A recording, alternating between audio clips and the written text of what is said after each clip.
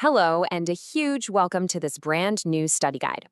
If you're a sixth grade student, or honestly just anyone looking to completely transform the way you study, you are in exactly the right place. Today, we're unpacking Mastering the Flipped Classroom, your 3-step success guide. It's a total game changer of an approach to schoolwork that's going to make your life so much easier and, honestly, a lot more fun. Okay, let's dive into this. So imagine walking into your classroom. What do you usually expect? The teacher standing at the front, talking for 45 straight minutes, while you sit there frantically trying to take notes? Yeah, that's the old way. I want you to ask yourself right now, what does it actually mean to flip a classroom upside down? Like, are we literally hanging the desks from the ceiling? No, no way. We're talking about flipping the time you spend on your learning. We're about to totally change the rhythm of how you pick up new knowledge.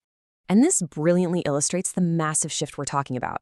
In a traditional model, you know the drill. You listen to lectures in class, and then you go home and do the hard part, the homework, all by yourself. And usually when the teacher isn't even there to help you. It can be incredibly frustrating, right?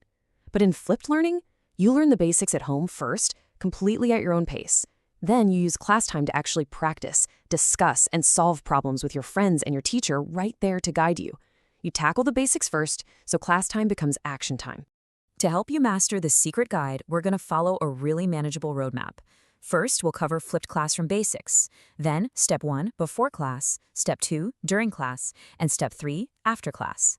And finally, we'll reveal the teacher's golden formula. All right, section 1, Flipped Classroom Basics. So what exactly is this blended learning model? Well, it requires a very specific mix. The official definition of a flipped classroom is a setup where you, the student, preview lessons at home.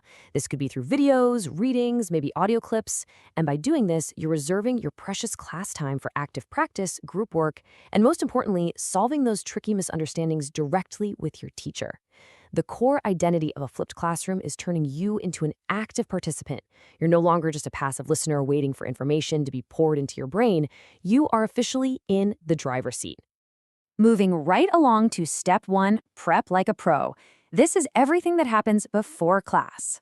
Now, I want to emphasize something super important here. This home study phase, it doesn't have to take hours and hours, but it absolutely must be focused. So how do you prep like a pro? Just follow these 4 micro steps. First, watch or read the lesson content. Second, jot down new vocabulary and key sentences. Third, and this is big, mark any unknown parts with a giant question mark. And fourth, complete any short tasks, like a quick quiz. To pull this off, set yourself up for success. Find a quiet spot, sit at a real desk, and have your books, pens, and device ready to go. Treat it like a real mission. Let's look at how this applies specifically to studying a language, like English. When you're tackling listening pre-work, you should actually listen 3 times. First time, just listen for the general vibe or meaning. Second time, tune in closely for specific details. And the third time, pause and repeat the sentences out loud. Now for reading, preview the text by underlining new words and guessing what they mean from the pictures or the title. And here is a massive, massive tip. Do not try to translate every single word. That's just going to slow you down. Just aim for the overall idea. Now, what's really interesting about this quote is what it shows about note-taking. Instead of just scribbling down single isolated vocabulary words like subject or English, you want to write down full, useful sentences. Kind of like this one. What is your favorite subject? I like English because it is interesting. Writing down the whole structure helps your brain remember exactly how those words fit together in a real, actual conversation. Honestly, this might be the absolute most important part of your prep. Don't hide what you don't know. If you're confused about something, that is perfectly fine. In fact, it's expected. Write down exactly what you're struggling with. Like, literally write in your notebook, I don't know how to pronounce geography. Embracing your mistakes and your confusion is a superpower because marking down what you don't understand gives your teacher a literal map of how to help you the very next day. All right, that brings us to step 2, shine in class. This is during class time.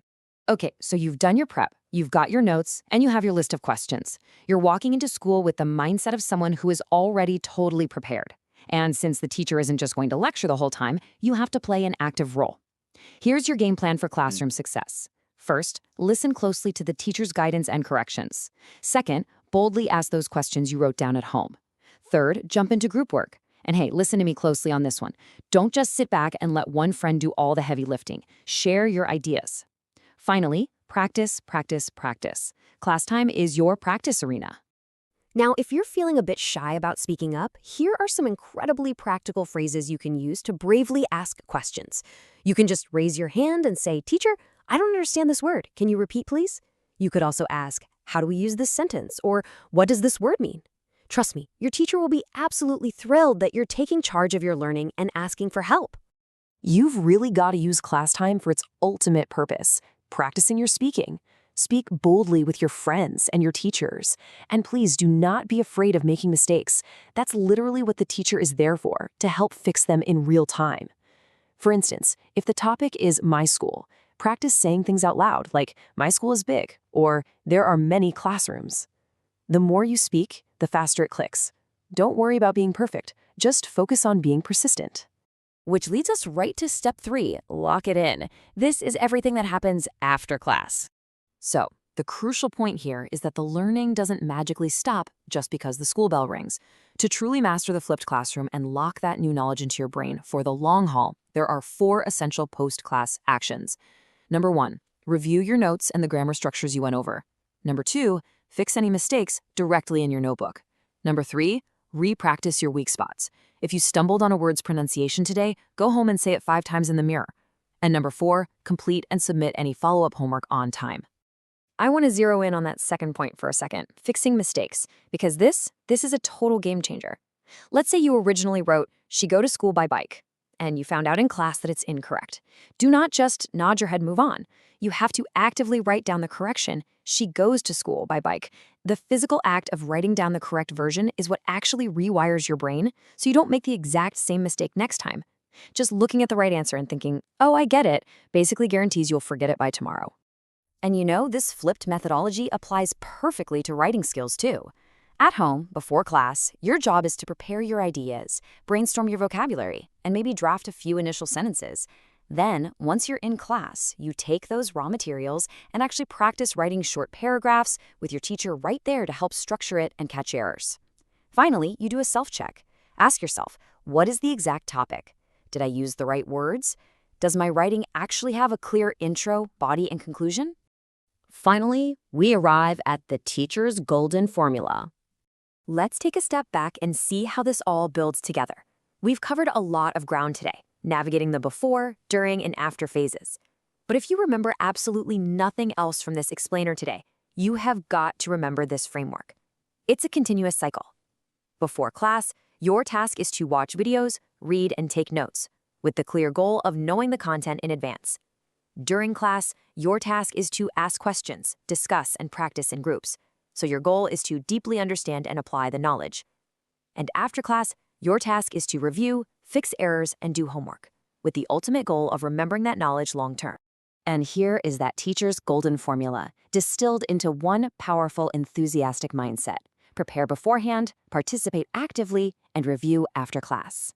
If you embrace this formula and really lean into this mindset, I promise you, learning English, or honestly any subject at all, is going to become so much easier. You're going to feel incredibly confident, and most importantly, it's just going to be a whole lot more fun. So, I'm leaving you with a final challenge. Look at your schedule for tomorrow. Look at the homework you have sitting right in front of you. Which subject are you going to flip first?